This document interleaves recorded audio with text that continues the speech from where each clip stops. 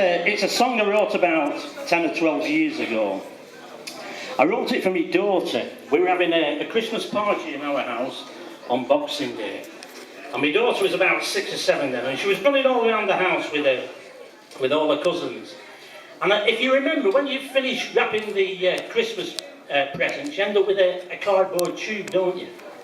Now, who hasn't sort of used it as a telescope? A trumpet, da-da-da-da! And then either a sword or a Wacker. Well, that particular day she was running past and I used it as a Wacker, and I whacked her. And she grabbed it back off me and whacked me. And I grabbed it back off her and whacked her. We went running all around the house, whacking each other. And then I went back out to sea, and about a week later I phoned home and said, "Daddy, when you come home, can we play that Wacker game again?" And I thought, don't be stupid, I'd be so cold sober, I'm not running our house like that. I said, "I'll write you a song." And she said, "Aye, all right." So I thought, well, I've got to write the bloody song now. Anyway, I did, and I've called it the Wacker, and it's got a good chorus that, if you listen to it, I might let you have a go the second time. You'll know when it's the chorus, because you've not heard out like this before, I'm telling you.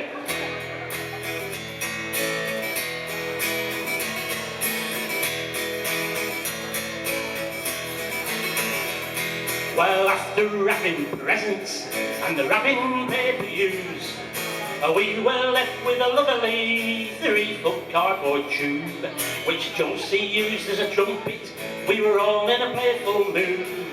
And then she started making noises that I said were rude. "Come here, cheeky monkey, if you don't want to whack, then I suggest you take a rest, give me that trumpet back." But the devil and the daughter thought it'd be such fun. She was very rude, she took the tube and whacked me on the bum. So I got the Wacker and attacked my attacker grabbed the Wacker right back. And attacked her attacker, cause she just grabbed the Wacker and she gave her attacker such a whack. Then attacker, when the woman whacked the Wacker and attacker won it back. I whacked my attacker, then I whacked my Wacker, my attacker went to won the Wacker back. Ha ha ha ha! Did you get that? You don't sing that when you're drunk. We ran around the living room and out into the hall, laughing, running everywhere and having such a ball. I chased her, then she chased me, and I chased her once more. We chased each other endlessly around the bungalow. Cause when you're young and full of fun like me without a care, my wife thinks I'm bonkers and sits there in despair. So to cheer her up and for a laugh, I give the wife a whack. But she grabbed hold of my Wacker and started whacking back. So I grabbed the Wacker and attacked my attacker grabbed the Wacker right back. And attacked her attacker, cause she just grabbed the Wacker and she gave her attacker such a whack. Then attacker, when the woman had the Wacker and attacker won his back. I whacked my attacker, then got whacked by the Wacker, my attacker when the won the Wacker back. Hey, gets better. I can sing it backwards, but I'm not going to. Now with the house in uproar, the place was going mad. Josie grabbed the Wacker and she whacked her poor dad. And what with all the whackering, the 3-foot cardboard tube, I really took a battering and began to come unglued. And then in her excitement, the wife she joined in. She grabbed hold of my Wacker and really did it in. She pulled so up, she bent it, and now it won't go whack. I've had to get a new one, cause me old one's bent and slack. So I grabbed the new Wacker and attacked my attacker grabbed the Wacker right back. And attacked her attacker, she just grabbed the Wacker and she gave her attacker such a whack. Then attacker, when I won back the Wacker and attacker won it back. I whacked my attacker, then got whacked by the Wacker, my attacker went and won the Wacker back. My attacker went and won the Wacker back. My attacker went and won the Wacker back.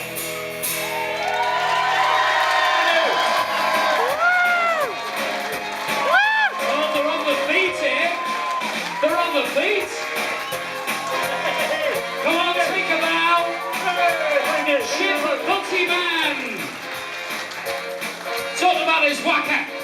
Wacker and attacker. Oh, I know.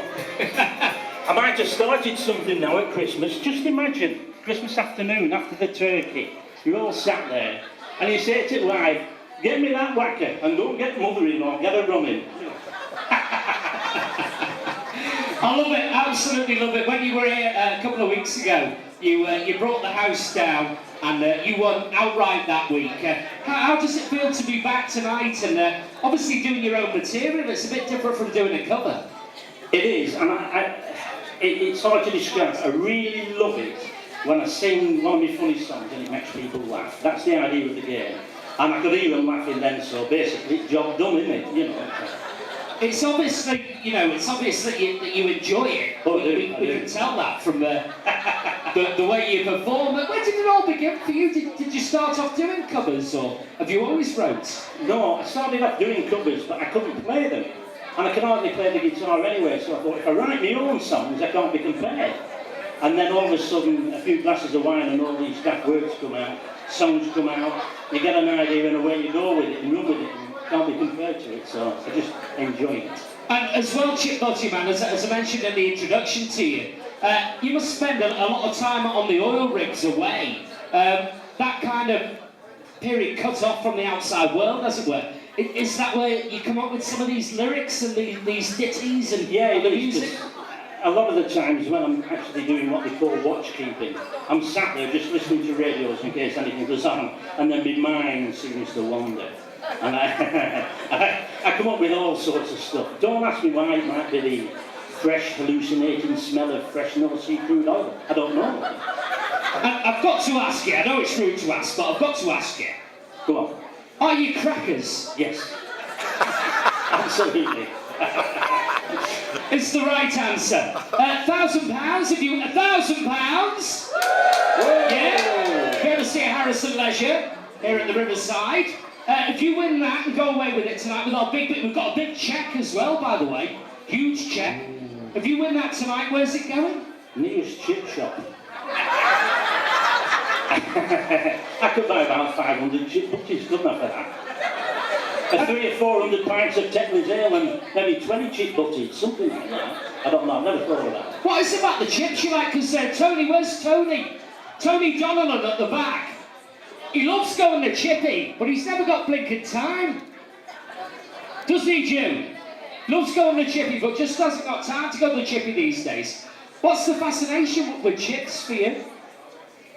I don't know. Well, my granddad had a chip shop, actually. I was sort of brought up with them, and I just love a good chip butty. You can have your prawn butties and your beef butties, but a good chip butty with a bit of HP sauce on it, so it takes a bit of eating, doesn't it? And if I ever go in a shop and they cut the bloody bread triangular, I go, man, it don't make a good chip butty, does it? Got to be cut straight across the middle. So you wouldn't like it triangular then? Oh no, they'll be fighting. Can I make you go continental? What about a chip? Bruschetta? Would you have a chip bruschetta? He's being rude now, I don't know. Same to you and all. A chip wrap? Yeah, well it could be. No, it's a chip butty. With bread and proper butter? Oh, it's got to be, the butter has to melt round the chips. The chips have got to be that hot that the butter melts round them and you can see it dripping. And you stand back so it doesn't go down your shirt. God, I'm hungry now. Are we having salt and vinegar as well? Yeah, all right, what's that? Oh, yeah. I love it. Folks, will you please thank him more from him later? From Preston, Chip Butty Man. Thank you.